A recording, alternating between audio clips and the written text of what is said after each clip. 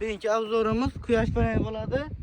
Bu kuyaş panelimiz Jingo boladı. Bu 100 kW'lı kuyaş paneli. Kumda yine 4 günde bulduk. Klaske hemmesini üzerimiz kılıp beremiz. Telefon rakamını hapishanede kaldıramız. Bize yine kuyaş panelini görüşmeniz mümkün.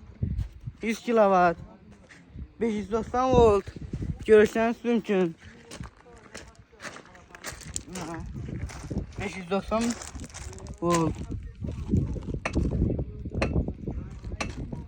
Bu kuyaş panelimiz 1 saatte 100 kW işlep veredi, 10 saatte 1000 kW çok işlep veredi.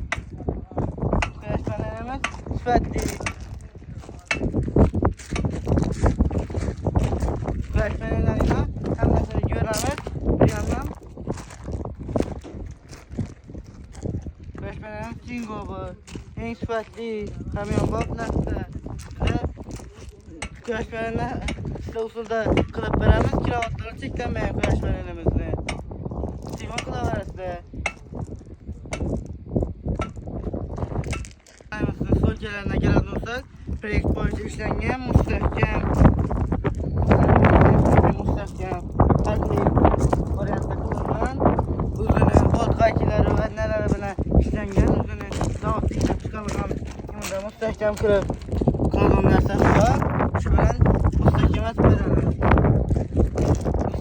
Falan ne de işlep veremiz?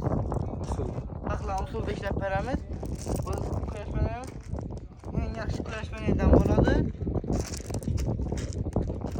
Üniversitede 5 yıl garantiye veremiz. Üzerine 25 yıl garantiye veremiz. İşleşi yaxşı. Bundan yaxşı faydalansa oladı. Ücreden rahatlıktan boladı bunu. Mesela bekitimizde 100 kW kuyaş paneli koygan bolsak, bir ay davamında, ortaça bir ay davamında 25-30 milyon daromad kılsa oladı. Kuyaş panelini koyuşmasını istemeyiz. Koyuveringlar. Hiç ne bulmaydı? Aklınız çekmeyse bu kuyaş panelini koyganlarınızdan üzeriniz koyganınız yaxşı oldu dep üzeriniz söylersiniz. Kuyaş panelini süratli. Kuyaş panelinin sıfatına yer alırsak hemmesini içirdiği en süratlisi Jingo boladı. Biz Jingo kuyaş panelini anlattık. En yaxşısına sizlere Jingo koyuşlarınızı tavsiye etemem. Jingo anlatınlar. Mana şu kuyaş panelimize 100 kW kuyaş paneli koyduk. Bu 170 tane kuyaş paneli koydu. Kuyaş panelimiz en süratli boladı. Mana şu bekitimizde 170 tane kuyaş paneli koyduk. Kuyaş panellerini görüşleriniz mümkün. E'tiborlarınız uchun rahmat. Like ve abone bolup koyuşlarınızı istep kalamiz. Bizden kuzatishda davom eting. Bize video chiqaramiz. Size like buttonga bosib, o'rnashtirishni istep qolamiz.